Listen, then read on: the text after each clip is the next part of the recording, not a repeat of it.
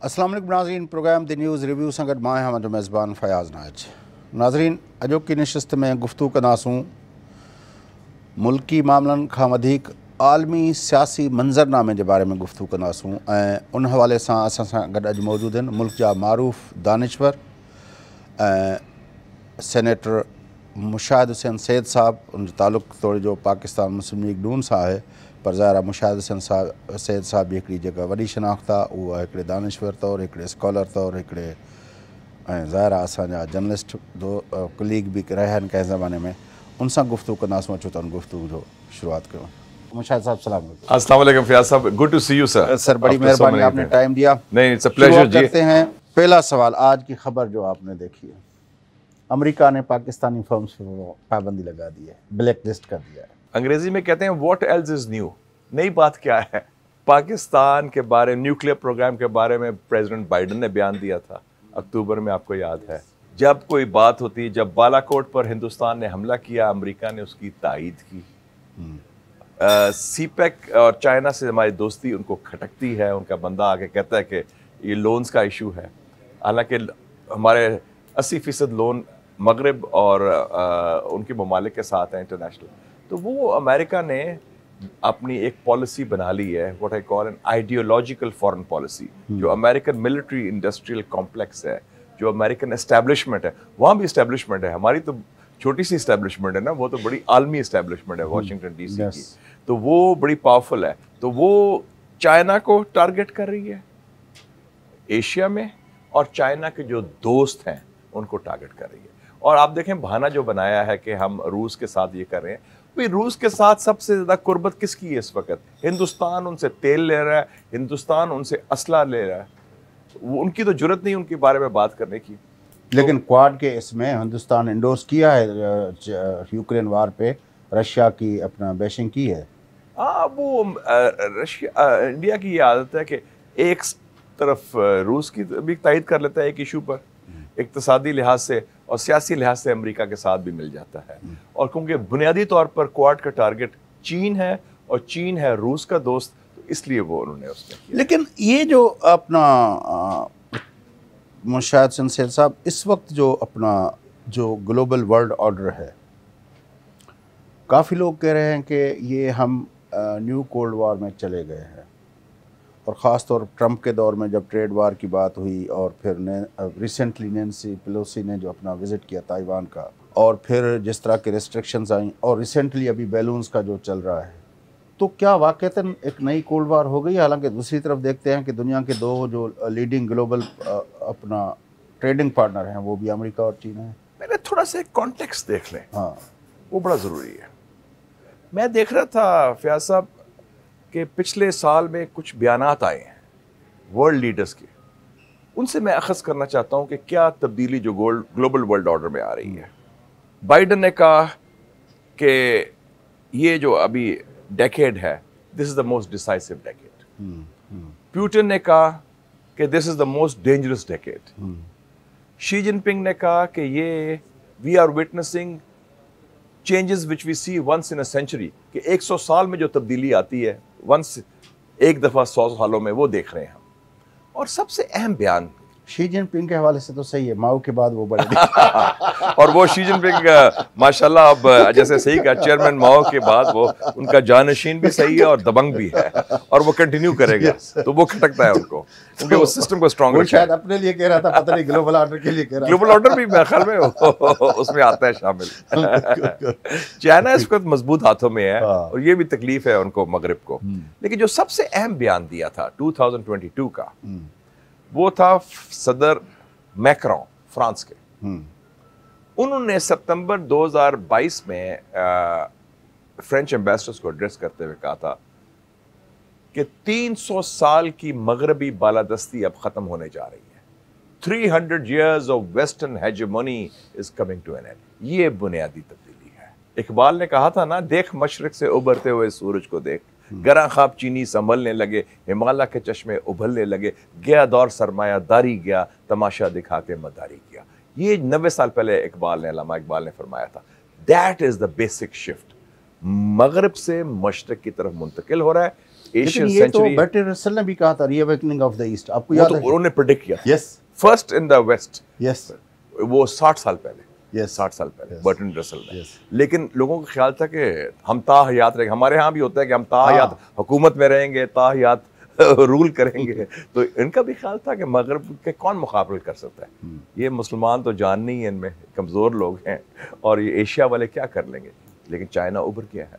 So that is the key thing. और उस world order में जो कोर है, आपने जैसे कहा, वो है अमेरिका को जो चैलेंज किया है पहली दफ़ा एक नॉन वेस्टर्न पावर ने, एक एशियन ताकत ने, एक नॉन वाइट पावर ने। ये बहुत तकलीफ है उनके लिए, और लोग कह रहे हैं कि इसी डेकेड में China will overtake the US number 1 economy. अब दूसरे नंबर पर है चाइना की इकोनॉमी। यस और अभी मैं स्टडी में पढ़ रहा था हार्वर्ड यूनिवर्सिटी की, अमेरिका की, उन्होंने कहा है द ग्रेट टेक राइवलरी, कि हाई टेक मैन्युफैक्चरिंग में चाइना ने ओवरटेक कर लिया। यस, वो जो उनकी जो है ना 2025 की जो अपना वो, यस यस, वो आगे निकल गया है। Yes. ये तकलीफ है उनको। Robotics, 5G, artificial intelligence, cloud made computing, in China 2025 का जो यस, उनका वो एग्जैक्टली, तो वो ये है। तो न्यू कोल्ड वॉर तो शुरू हो गई है। एक उसका मरकज है यूरोप पुतिन के खिलाफ, और एक उसका महवर है जनाब जहां हम हैं, और जनूब मशरकी एशिया, ताइवान के पास, साउथ चाइना सी में। अमेरिका के एक 4 स्टार जनरल हैं, जनरल मिनीहन साहब ने, अभी उसने जनवरी के अंदर कहा है कि 2025 के अंदर चीन के साथ ही एक्टिव वार हो सकती है, और उसने 3 सबब बनाया है। उसने कहा है कि एक तो सबब यह है कि शी जिनपिंग जो है वो तीसरा टर्म ले चुका होगा। नंबर 1, 24 में ताइवान के अंदर इलेक्शन हैं, तो चाइना के लिए एक बहाना बन जाएगा कि वो वहाँ पे इंटरवीन करे। और 24 के अंदर अमेरिका के अंदर इलेक्शन होंगे, तो अमेरिका खुद जो है वो इलेक्शन के बाद एक तरह की, जिस तरह पिछली मरतबा हुआ था कि इलेक्शन के बाद जो है वो चढ़ दौड़े थे ट्रंप के हामी, तो इस तरह की एक पोलराइजेशन के दौर से गुजरा होगा। तो डिस्ट्रैक्ट करने के लिए अपना उसको बड़ा स्पेस होगा चीन को ये करने के लिए। Do you think so? बिल्कुल गलत, बेसलेस। जनरल मिली ने जो कहा है, मैंने देखा है, टोटल प्रोपेगेंडा है पेंटागन का। क्योंकि आपने देखा ना पैटर्न क्या है, उन्होंने जो यूक्रेन में रूस ने किया है उसको वो लिंक कर रहे हैं ताइवान के साथ, कि जी रूस ने चूंकि उन पर हमला किया, कब्जा किया यूक्रेन पर, तो चाइना भी यही करने वाला है और करना चाहता है। एक चीज बड़ी क्लियर हो जाए, Taiwan is a part of China. Taiwan और अमेरिका एक्सेप्ट कर चुका है one China policy. Less or more same ही तो अपना है, अपना यूक्रेन के इन इलाकों के बारे में। लेकिन ये इंटरनेशनल लॉ में तो नहीं है ना, वो तो रूस का व्यू है ना कि जी ये हमारा हिस्सा था। लेकिन इंटरनेशनल लॉ के तहत जो अमेरिका ने तस्लीम किया है कि ताइवान जो है चीन का हिस्सा है, और वन चाइना पॉलिसी जो निक्सन ने 50 साल पहले जो 1972 के जो कम्युनिके में कहा था, शंघाई कम्युनिके के। अब ये है कि मैं आपको ये बताना चाहता हूँ कि चाइना का कोई इरादा नहीं इस वक्त। चाइना का अगले 10 साल का प्लान है कि हम अमेरिका को ओवरटेक करें, और अपनी जो हाई टेक, ओवरटेक मतलब है ओवरटेक इकोनॉमिकली और टेक्नोलॉजिकली, और वो तेजी से ले जा रहे हैं। वो उनका हक है, वो खुद तरक्की कर रहे हैं। और आपने एक और बड़ी अच्छी बात की कि इस साल 2023 में अमेरिका चाइना ट्रेड कितनी है, $690 billion, the maximum. American economy खुद डिपेंड कर रही है चाइना पर, और चाइना ने उनके $1 ट्रिलियन से ज्यादा तो सिक्योरिटीज खरीदी हुई हैं, बॉन्ड्स हैं। तो इस वक्त चाइना इकोनॉमिकली बहुत हावी है। लेकिन अमेरिका में चूंकि मिलिट्री इंडस्ट्रियल कॉम्प्लेक्स है, जो अमेरिकन एस्टेब्लिशमेंट है, उनको ज़रूरत है एक दुश्मन की। कोल्ड वॉर में सोवियत यूनियन था, फिर हमारी बारी आई मुसलमानों की, इस्लाम की, लेकिन हम चूंकि कमज़ोर थे। आपको पता है कि वो तो मैंने कहा भी था उस वक्त, अल-कायदा जो है वो अल-फायदा है इनके लिए, वो उन्होंने इस्तेमाल किया, वो सारा किया। अब उन्होंने कहा कि चाइना आ गया, और पहली दफ़ा चाइना के ऊपर एक स्पेशल कमेटी भी बन गई है अमेरिकन कांग्रेस में, और वो हेयरिंग्स भी कर रही है कि चाइना दुश्मन है, चाइना ये। और उसमें देखें अमेरिका, हम बात करते हैं बड़ा जमहूरी मुल्क है, बड़ी डाइवर्सिटी ऑफ राय होती है मीडिया में, मैंने कोई मुतबादल राय नहीं देखी कि चाइना के ऊपर क्यों दुश्मन है, क्या चाइना ने किया है, कोई अमेरिका पर कब्जा किया है, कि अमेरिकी मफादात को नुकसान पहुंचाया है या अमेरिका को डिस्टेबलाइज किया है? कैसे है?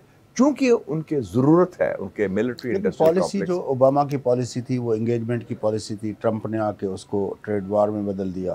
नहीं, ओबामा ने शुरू किया था ये, जब उसने बात की थी पिवट टू एशिया। नवंबर 2011 में आपको याद है ओबामा गया था ऑस्ट्रेलिया और उसने कहा था कि अब इधर तिया पांचा करके मुसलमान दुनिया का अफगानिस्तान, इराक, सीरिया, लीबिया, यहाँ तो फेल हो गई थी ना अमेरिकन पॉलिसी, वो फिर उधर चले।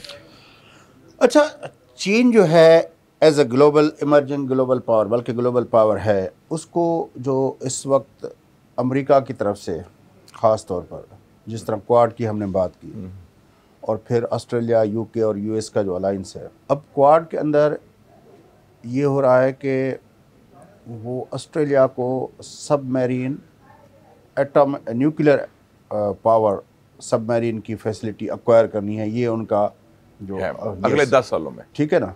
अब अगर जिस तरह अभी यूक्रेन को, वो आज भी आपने देखा कि वो अमेरिका ने हथियार के बारे में फैसला किया है, ये चाइना की कंटेनमेंट की जो पॉलिसी है, आपके ख्याल में ये चाइना के लिए खुद कितना चैलेंज है? उसमें ये है कि ये चाइना उस वक्त अमेरिका के जो मेजर एलाइज एशिया में दो हैं चीन के खिलाफ, एक हिंदुस्तान, एक जापान।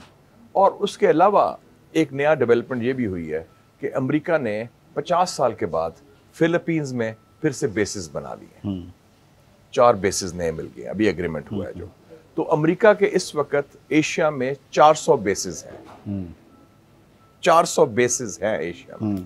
चीन का कोई बेस अपने मुल्क से बाहर नहीं, सवाए जिबूती में, और वो भी पायरेसी के खिलाफ है। तो आप उस हवाले से देख लें कि अमेरिका की तैयारी बढ़ रही है, और उसमें सिर्फ क्वाड नहीं है, ऑकस बनाया ऑस्ट्रेलिया, यूके, यूएस का वो है। फिर उसके अलावा आपको याद है जॉइंट प्रेस कॉन्फ्रेंस हुई थी FBI और MI5 की कि चाइना का बड़ा थ्रेट है। फिर आपने देखा कि अमेरिका ने पास किया है strategic competition act. Strategic competition act में उन्होंने कहा है, वो चाइना स्पेसिफिक है, कि चाइना के बारे में वो उन्होंने फंड एस्टेब्लिश किया है, काउंटरिंग चाइना इन्फ्लुएंस फंड। हर साल $300 मिलियन वो खर्च करेंगे, और माशाल्लाह ये पैसा इधर भी आएगा हमारे मीडिया को चाइना के खिलाफ प्रोपेगेंडा के लिए। आप देखेंगे चाइना ने भी तो किया है हमारे यहाँ। चाइना तो वो किसी के खिलाफ नहीं करता, लेकिन चाइना तो पाक चीन दोस्ती के हवाले से करता है ना। हाँ, तो वो जो है अमेरिका की तो एक हदफ है कि चाइना चूंकि पाकिस्तान का बड़ा करीबी दोस्त है। और अब भी देखें, हम रोते रहे कि IMF का एग्रीमेंट कब होगा, उससे पहले चाइना ने आपको $2 अरब दे दिए। तो जब जरूरत पड़ती है, चाहे कश्मीर हो, न्यूक्लियर सप्लायर्स ग्रुप हो, UN सिक्योरिटी काउंसिल हो, फाटेफ हो, मईशत हो, चाइना ही आपके पास आता है।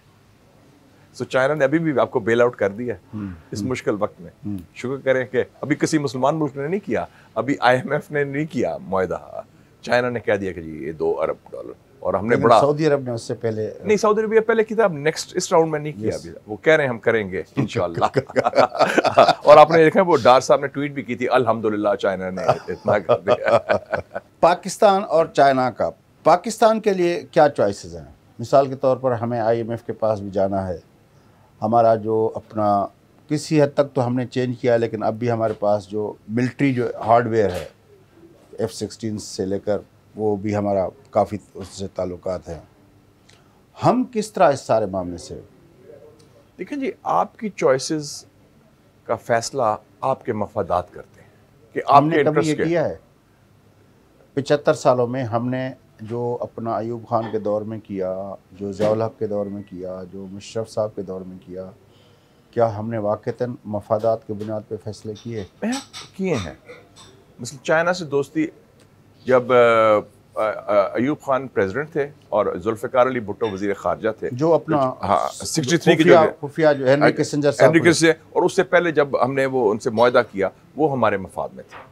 हमने अमेरिका का एलाय होते हुए हमने चीन से दोस्ती की, हमने वो बड़ा सही किया। लेकिन वो चीन के अमेरिका के मफाद में था, क्योंकि उस वक्त सोवियत यूनियन और चाइना ऑड्स पे चले गए थे ना। नहीं, अभी उस वक्त अमेरिका नहीं, शुरू जब किया था 63, मैं 65 वॉर की बात कर रहा हूँ, 71 से पहले, उस वक्त रूस भी और अमेरिका भी चीन के ख़िलाफ़ था, लेकिन हमने उनकी मुखालफत लेते हुए हमने किया।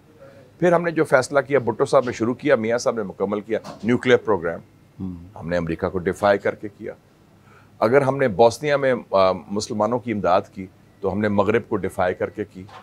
और अगर हमें कहा गया अफ़गान जिहाद के दौरान, जो नाम नहाद जिहाद था, कि आप ईरान के ख़िलाफ़ कोई फ्रंट खोलें, हमने नहीं खोला उस वक्त, क्योंकि वो हमारे मफाद में था। तो भुट्टो साहब ने जब हेल्प की अरबों की 1973 वॉर में, और आपकी एयरफोर्स के पायलट्स सीरियन एयरफोर्स के इजराइल के जहाज़ गिराए थे, वो भी मेरे ख्याल में हमारे मफाद में था। तो हमने वो फैसले किए जो अमेरिका हमसे नाराज़ था। तो हम जुर्रत का मुजाहरा कर चुके हैं और करते हैं, गाए बगाए गाय बगाए। वरना तो हमारा अगर नॉर्मल बात है तो हमारे हाथ मलने शुरू होते हैं, पसीने छूटने शुरू होते हैं। तो अब वो मतलब है थोड़ी सी हिम्मत की ज़रूरत है और हमारे सी सलाहियत की ज़रूरत है। अच्छा, तो अब क्या होगा? अब हमारे पास चॉइस ये है कि हम अमेरिका को जवाब देने की पोजीशन में हैं, क्योंकि अब भी देखें ना, अब भी जो IMF ने ये रोड़ा अटकाया हुआ है कितने अपने से, और फिर उधर से रोज़ कह रहे हैं कि हम अमेरिका कह रहा है कि हम आपकी मदद करने के लिए तैयार हैं दहशतगर्दी के ख़िलाफ़। उनका वफद शायद आया हुआ भी है सिक्योरिटी मामलात पे। पहले हम DC गए थे, अब वो यहाँ आए हैं या आ रहे हैं बहरहाल। तो वो कहते हैं कि सिक्योरिटी के मामलात पे हमारे साथ बात करेंगे तो फिर मामला आगे बढ़ेगा। देखें जी, दो जुज़ हैं आपके क्वेश्चन के। जो रोड़ा अटकाया गया है उसका ज़रूर ताल्लुक चीन से है, ये बात ठीक है। अमेरिकन स्टाइल, अमेरिकन सिस्टम आप समझे ज़रा। अमेरिकन सिस्टम जो है ना, जो असल बात है, जिसे कहते हैं पंजाबी में विचली गल, वो नहीं बताते। जो माफिया का सबसे बड़ा बॉस था अल कैपोन, शिकागो का, उसको उन्होंने अरेस्ट नहीं किया कत्ल पर या क्राइम पर या माफिया की, उन्होंने कहा इसने टैक्स नहीं दिया, टैक्स इवेजन पर बहाना वो बनाया। अभी अब कह रहे हैं कि आपके अकाउंट्स तो सारी दुनिया में होते हैं। अब जब नवाज शरीफ साहब को कर दिया, कोई और नहीं हुआ तो अकामा पर कर लिया। अब वो तो सॉफ्ट कू था ना, वो तो मैंने उसको कह दिया था आपको कि वो सॉफ्ट कू है, और वो सॉफ्ट कू जुडिशरी के जरिए हुआ था। जब 58 नहीं हुआ तो वो सॉफ्ट, तो उसको चाहिए था। मैंने तो उसको भी कहा था कि हम इस पर एहतजाज करें, उसको रिजेक्ट करें। कुछ टाइम लगा हमें उसका करने का। वो सॉफ्ट कू था और बाद में भी सॉफ्ट कू हुआ। तो तो ये जो है ना अमेरिका का जो सिलसिला है, उसमें ज़रूर है कि वो ड्रैग कर रहे हैं और वो चाइना का इशू ला रहे हैं। हालांकि चाइना का इशू डेट का नहीं है, डेट इंटरनेशनल है। तो जो दूसरा इशू है ना, आपने कहा F-16 और जहाज़ों का, अमरीकी फौजी इमदाद अब बंद हो चुकी है। अभी आए हुए हैं? नहीं, वो बातें कर रहे हैं आपसे, पंजाबी में कहते हैं खिड़ा रहे हैं आपको। वो देखें जी, इस वक्त मगरिब से आपकी जो इमदाद मिलती है वो 3 ममालिक देने को तैयार होते हैं आपको फौजी इमदाद। इटली, स्पेन और यूक्रेन, इन्होंने दिया आपको। बाकी कोई मगरबी मुल्क, चाहे जर्मनी हो, फ्रांस हो, बरतानिया हो, अमेरिका हो, कनाडा हो, आपको एक नट भी और एक बोल्ट भी देने को तैयार नहीं है। ये भी वेरी $100 मिलियन से ज़्यादा तो अमेरिका ने इस फ्लड में इमदाद की। नहीं, मैं फौजी इमदाद की बात कर रहा हूँ। अच्छा, फौजी इमदाद की बात। तो आप अमेरिका ने, आप कहते हैं चॉइसेस हैं, अमेरिका ने 2 फैसले किए हैं इस खित्ते के बारे में, स्ट्रेटेजिक फैसले। और ये आपकी 12 अक्टूबर 2022 की जो नेशनल सिक्योरिटी स्ट्रेटजी अमेरिका की, उसमें लिखा हुआ है। इस खित्ते में उनका बेहतरीन और सबसे करीबी स्ट्रेटेजिक पार्टनर जनाब हिंदुस्तान है। ठीक है जी, और वो उनका स्ट्रेटेजिक पार्टनर है। और इस नेशनल सिक्योरिटी स्ट्रेटजी में पाकिस्तान का नाम नहीं आता। और दूसरा है कि उनका सबसे बड़ा हरीफ कह लें, चलो दुश्मन ना कहें, हरीफ कह लें, वो चीन। सो ये फैसले अमेरिका ने कर लिए। अब आप देख लें कि आपके पास क्या।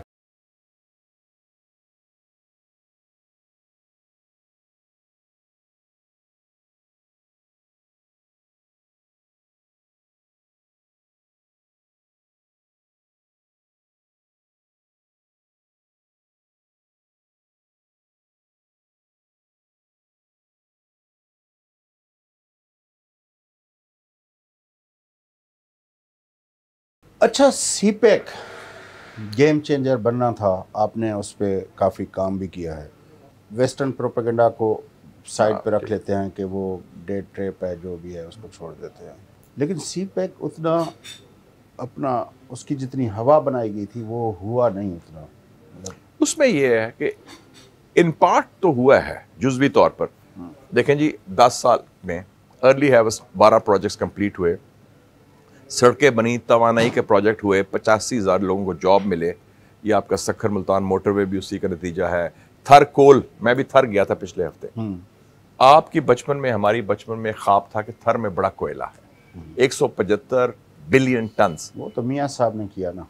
अगर वो बेनज़ीर साहबा ने जब 90s में गोल्डन वू की कंपनी सीपा के साथ एग्रीमेंट कर लिया था, अगर वो मियाँ साहब उस 94 में किया था। यस, अगर उस वक्त मियाँ साहब उसको न ख़राब करते तो कोयला तो हम पहले, क्योंकि उस वक्त नहीं, और गोल्डन वू आया भी था, वो मैं Yes. समझता हूँ कि बहुत बड़ी गलती थी Yes. उस वक्त की जो महाजा राइस थी यस कि जी जो आप गवर्नमेंट कर रही है उसकी हमने मुखालफत करनी Yes, है। yes. उसने गवादर की इन्वेस्टमेंट की, उसको बात की थी। यस उसमें थर के ऊपर साथ कोयला की और ट्रेन का ट्रैक भी यस, बनना और था। यहाँ पे अपना सी पोर्ट भी बना हाँ, रहे थे। केटी बंदर केटी में बंदर पे प्रोजेक्ट सी पोर्ट भी बना रहे थे। और सारी इन्वेस्टमेंट उसने करनी थी Yes, उस वक्त। yes. $5 अरब 25 साल पहले। मुझे पता है गॉर्डन वू हांगकांग का यस अरबपति था। यस, और कितना वो बड़ा प्रोजेक्ट और सिल्वर प्लेटर, ये मियाँ साहब ने वो किया था। वो हमारी गलती है बिल्कुल।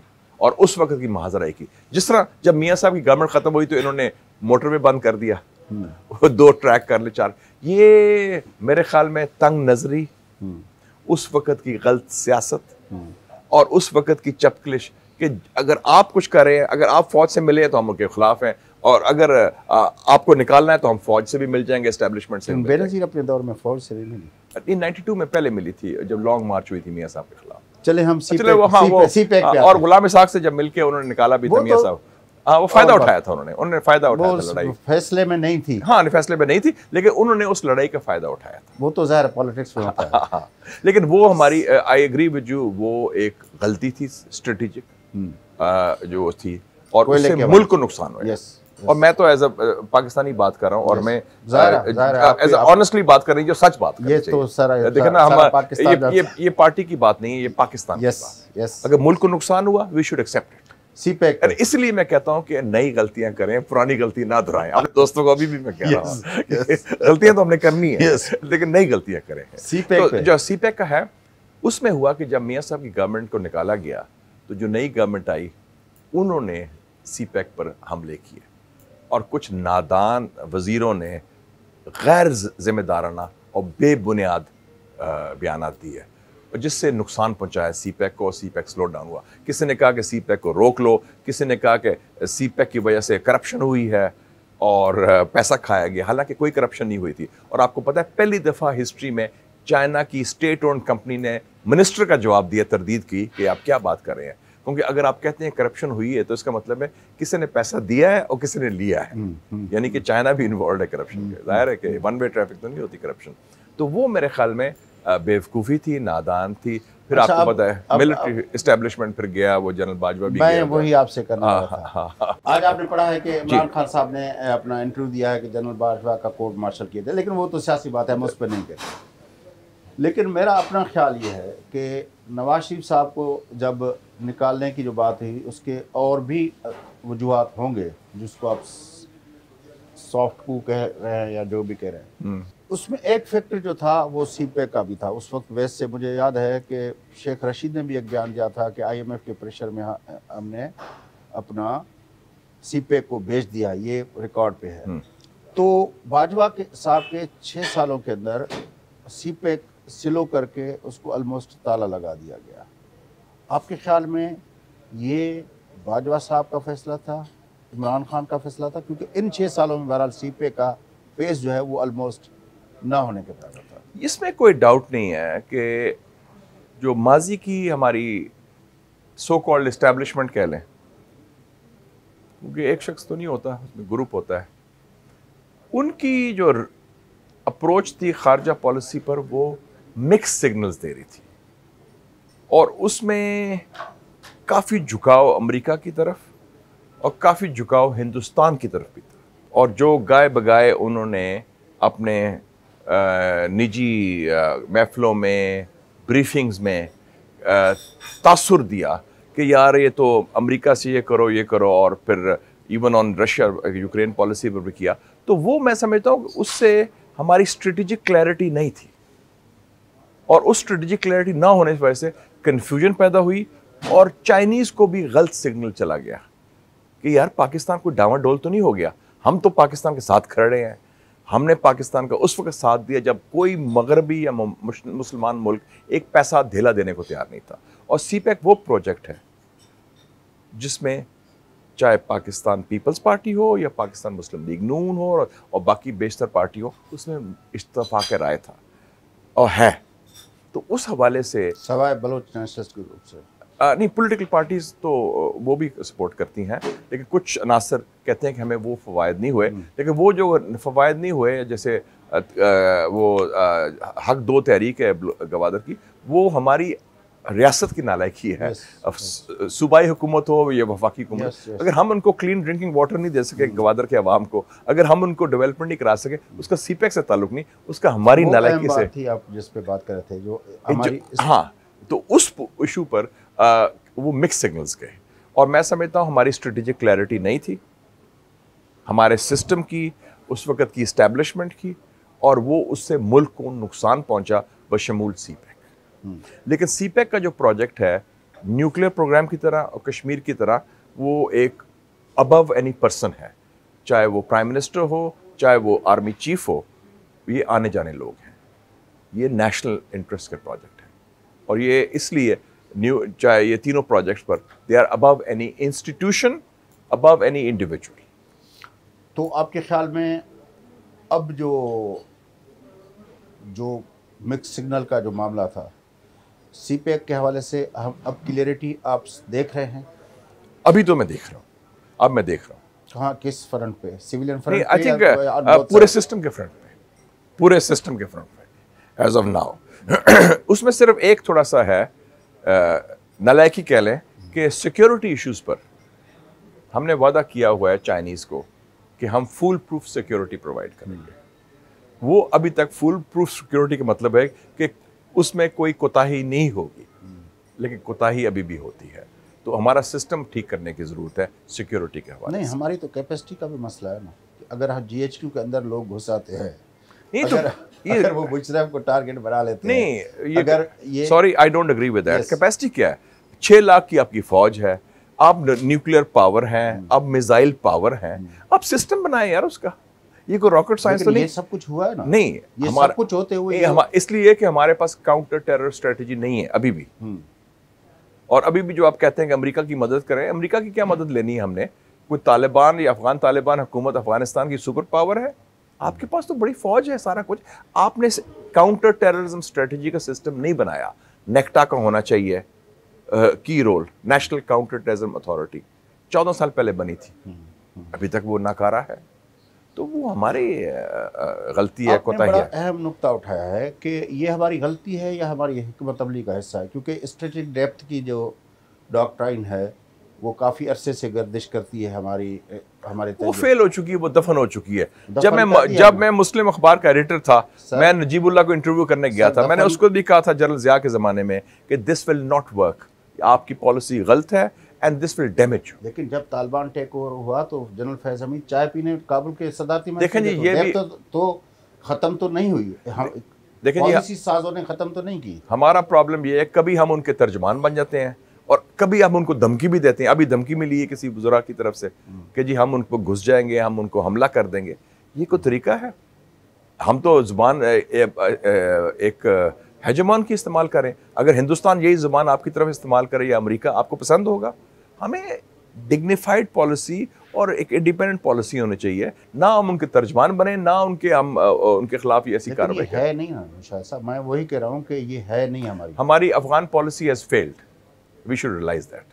तो अब जो हुकूमत है, आप भी उसका पार्ट है, तो अब क्या हम नहीं, मैं उसका मुशाहिदा कर रहा हूँ, मैं उसका पार्ट नहीं हूँ, मैं पार्लियामेंट में हूँ। गवर्नमेंट का हिस्सा, you are the part of the government. जी, इस जो गवर्नमेंट है, कोalition, हाँ, as in the parliament, but not in the government. Review हो रहा है गवर्नमेंट साइड पे Afghan policy, failed Afghan policy का कोई रिव्यू हो रहा है? मैं उम्मीद रखता हूँ होना चाहिए, लेकिन उसके आसार अभी वाजे होंगे, अभी तक वाजे नहीं हुए। क्योंकि रिसेंटली तो हमने देखा कि पेशावर में जो हुआ, फिर जो कराची में हुआ, क्योंकि कराची में जब हुआ अपना CPO पे हमला हुआ, तो उस वक्त भी 2 इंटरनेशनल इवेंट चल रहे थे। एक यहाँ पे कराची लिटरेचर फेस्टिवल के अंदर, पंजाब में भी हुए हैं। यस, तो हमारे यहाँ तो ये बड़ा सीरियस मसला हो गया दहशतगर्दी का एक मरतबा फिर, क्योंकि हमने 80,000 से ज़्यादा जानें गंवाई, इतने अब 26 लेकिन 126 उसके बावजूद हमारी काउंटर टेरर स्ट्रेटजी नहीं है। और बल्कि मैंने स्पेशल मीटिंग बुलाई थी अपनी सेनेट डिफेंस कमेटी की, और मैं खुद गया भी था। सबसे पहले हम टीम लेके गए 6 पार्टीज़ की, हर पार्टी उसमें शामिल थी, और उसमें हमने कहा, पेशावर में कोर कमांडर से भी हमारी 4 घंटे मुलाकात हुई, जनरल हसन से। हमने वो लेडी रेडिंग हॉस्पिटल भी विज़िट किया। उसके बाद मैंने मीटिंग भी बुलाई, हमने प्रपोजल्स भी दी। हमारी वाज़े काउंटर टेरर स्ट्रेटजी नहीं है। आर्मी का काम है काउंटर इंसर्जेंसी, गुरिल्ला जंग को रोकना या बाहर से ख़तरात को रोकना। पुलिस का काम है लॉ इन्फोर्समेंट, लेकिन काउंटर टेररिज्म के लिए NACTA has to be the lead organisation. अभी तक हमने वो करने में कासिर है। अच्छा, चीन की तरफ से हमें 2 चीज़ें आई हुई है। एक तो चाइना चाहता है कि हम उसके साथ ट्रेड जो है वो चीनी करेंसी मकामी उसमें करें। दूसरा वो चाहता है कि यहाँ पे अगर हम नहीं कर सकते तो सिक्योरिटी वो अपने प्रोजेक्ट्स और लोगों को खुद दे। ये दोनों चीज़ों को आप किस तरह देखते हैं? दिसंबर में प्रेसिडेंट शी जिनपिंग का दौरा तारीखी हुआ सऊदी अरेबिया का, और उस दौरे का सबसे अहम जुज़्व क्या था कि आइंदा कुछ तजारत सऊदी अरेबिया और चीन की रियाल और आरएमबी में होगी, डॉलर में नहीं होगी। अगर उनका मुआहदा हो सकता है, और यही बात अब हो रही है, जो नेक्स्ट प्रोजेक्ट है सीपैक का बड़ा ML1 मेन लाइन 1 जो रेलवे का है, जो कराची से लेके पेशावर तक, शेख रशीद ने उस पर बयान दिया था ना, वो उस पे ऊपर उन्होंने कहा है कि कुछ उसका हिस्सा it should be in RMB and रुपी होना चाहिए। उसमें क्या है? हम तो हर चीज़ में खौफ में आ जाते हैं कि जब अमेरिका का या डॉलर का नाम आता है। अभी इंडिया तेल ले रहा है ईरान से भी, इंडिया तेल ले रहा है रशिया से भी, और ये तजारत उनकी लोकल करेंसी में हो रही है। तो आप थोड़ी सी हिम्मत तो करें ना, आप फैसले करें, कोई ऐसी बात नहीं है। तो हम कर लेंगे ये फैसला है? मेरे ख्याल हिम्मत पैदा करके हम फैसले कर सकते हैं। अच्छा। दूसरा प्रोवाइडेड और तो इस हवाले से मैं समझता हूँ कि it is doable and it can be certain thing. जहाँ तक सिक्योरिटी का ताल्लुक है, देखिए जी, माशाल्लाह पाकिस्तान 24 करोड़ का मुल्क है, हमारी इतनी बड़ी फ़ौज है, हमने 2 सिक्योरिटी डिवीजन्स बनाए हैं। हम एक smart special force based on actionable intelligence इसकी कर सकते हैं। हमें चाइना की ज़रूरत नहीं है सिक्योरिटी की, हम खुद प्रोवाइड कर सकते हैं, हमारी कैपेसिटी है। अगर हमने इनलैंड वॉर ऑन टेररिज्म लड़ी है और कामयाबी से लड़ी, जैसे आपने फरमाया 80,000 लोग शहीद भी हुए, सोल्जर्स, सिविलियंस, बच्चे बच्चियाँ और मर्द ख़वातीन और खाकी और मुफ्ती दोनों में, तो उसमें क्यों नहीं कर सकते हम? ये सिस्टम बनाने की बात है। अच्छा, अब हम एक ट्रायलेटरल बात कर लेते हैं। हमारा और चीन का जो ताल्लुक़ है, उस पर जो आपने बातें की, उसके अलावा भी और बातें की जा सकती है, लेकिन हमारा ट्रेड का जो वो है कंपोनेंट है, वो उसमें बहुत मुख्तसर है। हिंदुस्तान $100 बिलियन तक चला गया है चीन के साथ। 100 से ज़्यादा है, 125 से, मैंने ज़्यादा कहा। तो अब ये जो रिलेशनशिप है, मतलब है अमेरिका और चीन राइवल है, लेकिन ट्रेड में सबसे लीडिंग ट्रेडिंग पार्टनर एक दूसरे के वही है। इस रीजन के अंदर चीन और हिंदुस्तान को अगर राइवल मान लें तो, लेकिन उनका ट्रेड जो है इस रीजन के अंदर वो एक दूसरे के ट्रेडिंग पार्टनर हैं इतनी हद तक। हमारा उस हवाले से ना कभी उनसे बनी थी ना कभी इनसे बने हैं। ट्रेड क्यों नहीं कर पाते हम? सिर्फ ट्रेड नहीं है, लेकिन इस वक्त पहली दफ़ा तारीख में हुआ है पाकिस्तान हिंदुस्तान की, हमारे मुश्किलात भी आए हैं और काफ़ी रिलेशनशिप अप्स एंड डाउन्स। ये कभी नहीं हुआ कि कंप्लीट डेडलॉक है इस वक्त, पिछले 6-7 सालों से, जब से हमारा और चीन का ताल्लुक। नहीं, मैं पाकिस्तान इंडिया की बात कर रहा हूँ। नहीं, मैं तो कह रहा हूँ कि चीन और हिंदुस्तान, चीन और पाकिस्तान, इनको अगर कंपेयर करें तो हमारी उनकी स्ट्रेटेजिक पार्टनरशिप तो चीन के साथ हमारे साथ है, लेकिन ट्रेडिंग पार्टनर इस रीजन में वो हमसे ज़्यादा मुस्तहकम उनके ताल्लुकात हिंदुस्तान के साथ। तो ये किस तरह एक दूसरे को दो चीज़ें ओवरलैप? फ़र्क नहीं पड़ता, वो सेपरेट है, स्ट्रेटेजिक ताल्लुकात सेपरेट हैं, ट्रेड सेपरेट है। ट्रेड में कोई उनकी रुकावट नहीं समझते। अब अमेरिका के साथ कितनी कोल्ड वॉर की बात हो रही है, वॉर की बात हो रही है ऑलमोस्ट, लेकिन उनकी ट्रेड नहीं रुकी उससे। तो इवन जापान के साथ भी देखें, चाइना जापान की जो ट्रेड है वो डबल है इंडिया चाइना ट्रेड की। तो वो कोई ऐसी बात नहीं है वो तो। लेकिन ये जो हमारे बायलैटरल इश्यूज आ जाते हैं हिंदुस्तान के साथ, और ख़ास तौर पे मोदी हुकूमत का भी क्या प्रॉब्लम है, एक नज़रियाती फॉरेन पॉलिसी है। मैंने तो कहा है कि मोदी को कहें कि आप CPEC में आएँ। ईरान पाकिस्तान इंडिया पाइपलाइन थी, आप उनको दावत दें कि वो उस पाइपलाइन में शामिल हो, स्ट्रेटेजिक स्टेक होगा। लेकिन इमरान तो कहता है वो हिंदुस्तान नहीं लेता तो पाकिस्तान तो ले, हम अपना फैसला नहीं कर सकते तो अब हिंदुस्तान को कैसे टाल करेंगे? नहीं, लेकिन ये तो the ball is not in our court, it's उनके कोर्ट में। और मैंने रिसेंटली ये भी कहा था कि अगर वाघा बॉर्डर खुला है तो मोनाबाव का क्यों नहीं खुल सकता? ये तो सिंध का मुतालबा है। मैंने खुद कहा है, हाँ। मैंने पार्लियामेंट में स्पीच में कहा है कि अगर वाघा बॉर्डर खुल सकता है तो वो कोई वो मुकद्दस से ज्यादा या वो मोनाबाव क्यों नहीं खोलते? आप लोगों को ईज करें ट्रैवल। लेकिन क्वेश्चन है, ताली दो हाथ से बचती है, तो हमें तो स्ट्रेटेजी भी है ना, वहाँ से आते हैं सिख, और वहाँ पे आपने जो अपना ये जो अभी करतारपुर, ठीक है ना, करतारपुर, वहाँ पे एक स्ट्रेटेजिक अपना वो भी है, ट्विस्ट है वहाँ पे, यहाँ पे वो है नहीं। स्ट्रेटेजी की बात नहीं, इट्स अबाउट ह्यूमन बीइंग्स। जो ह्यूमन ट्रैवल है, ह्यूमैनिटेरियन इशू, इसको हम आगे रखें। नहीं, वो खौफ है हमारा। एक जमाने में हमने आज़ाद कश्मीर बंद किया हुआ था, जब अर्थक्वेक आया फिर खुल गया 2005 के बाद, क्या हो गया? वो हमारे ज़हन की इस्तिलाह है। हर चीज़ पर हम सिक्योरिटी, NOC, आपके और हमारे तो नहीं है। नहीं, हमारे मतलब है, हमारे सिस्टम की बात कर रहा हूँ मैं। सिस्टम गलत है। मैं तो पहले भी कह चुका हूँ, मैं अब भी कहता हूँ कि इसको ओपन अप करें। देखें, नहीं, आपने कुछ गलत रास्ते पे चल रहे हैं, हमने कोर्स करेक्शन करनी है, इकोनॉमिक पॉलिसी में भी, फॉरेन पॉलिसी में, वो आप करें, एंड दैट इज नीडेड। अगर मुल्क को आगे चलना है, कोई मुल्क आगे नहीं बढ़ सकता जब तक कोर्स करेक्शन ना करे, अपनी गलती तस्लीम करके रास्ता और रुख तब्दील करे। आखिरी सवाल, ये जो हमने बातें की हैं, आपके ख्याल में इस वक्त जो गवर्नमेंट है, PDM प्लस पीपल्स पार्टी, ठीक है ना, और इस वक्त जो न्यू कमांड आई है, क्या ये जो फॉरेन पॉलिसी और स्ट्रेटेजिक पॉलिसीज़ के हवाले से जो आपका व्यू पॉइंट है, क्या हम उस तरफ जा रहे हैं कि हम इन सारी चीज़ों को रिव्यू करें, अपनी काउंटर टेररिज्म पॉलिसी से लेकर अपना चीन के साथ ट्रेड जो है वो लोकल करेंसी से लेकर, हिंदुस्तान के हवाले से जो आप कह रहे हैं कि मुनाबाव खोल दें, और इससे लेकर ये सारी जो बातें हमने की हैं, क्या हम इस वक्त जो चेंज आई है दोनों तरफ से, हमारी सिविलियन साइड पे भी चेंज आई है, मिलिट्री साइड, और तकरीबन उसको काफ़ी टाइम भी हो गया है, देख रहे हैं कुछ? मुझे लगता है कि ये जो मामला है ये अभी आर्जी मामला है, क्योंकि इलेक्शन की तरफ जा रहा है, मौजूदा सेटअप। ये जो खासकर जो सिविलियन सेटअप है वो, क्योंकि इलेक्शन आने वाले हैं और इलेक्शन कई जगह अनाउंस भी हो गए हैं, तो अब इलेक्शन मोड में चले जाएंगे। और अभी इस वक्त हुकूमत की एक ही तरजीह है, इकोनॉमिक सर्वाइवल की बात कर रहे हैं। और जो मिलिट्री हाई कमांड है वो नया आया है, अभी ज़रा पाँव जमा रहा है। बल्कि किसी ने पूछा था कि पाकिस्तान एस्टेब्लिशमेंट क्या कर रही है, मैं कहा अभी हमारे पास कोई एस्टेब्लिशमेंट नहीं है, अभी एस्टेब्लिशमेंट नहीं बनेगी, एस्टेब्लिश हो रही है। क्योंकि एस्टेब्लिशमें सिर्फ GHQ नहीं होता, एस्टेब्लिशमेंट में जुडिशरी भी होती है, एस्टेब्लिशमेंट में सिविल सर्विस भी होती है, फिर उसके साथ उसके फ्लैंक्स होते हैं, फिर उसके मीडिया बैरन साथ होते हैं, और बिजनेस टाइकून्स होते हैं, वो एस्टेब्लिशमेंट होती है। जैसे मजाक से लोग कहते थे ना कि वो अमेरिकन एस्टेब्लिशमेंट का हेड है डेविड रॉकफेलर, जो चेस मैनहट्टन का बैंक था। तो किसी ने कहा वो अगर प्रेसिडेंट बन जाए तो उसके लिए डिमोशन होगी, क्योंकि वो प्रेसिडेंट है, वो हेड है अमेरिकन एस्टेब्लिशमेंट का। तो अभी फिलहाल ये चीज़ हेड कौन है? अभी कोई nobody is in charge right. नहीं, हमारा हेड कौन है?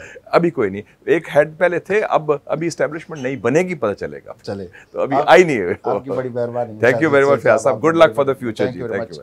नाज़रीन, गुफ्तगू ॿुधी सेनेटर मुशाहिद हसन सैद साहब सां आलमी इलाक़ाई ऐं मुल्की मामलनि ते जेका गुफ्तगू थी। प्रोग्राम जो वक़्तु पूरो थिए थो, पंहिंजो मेज़बान फयाज़ नाशकीन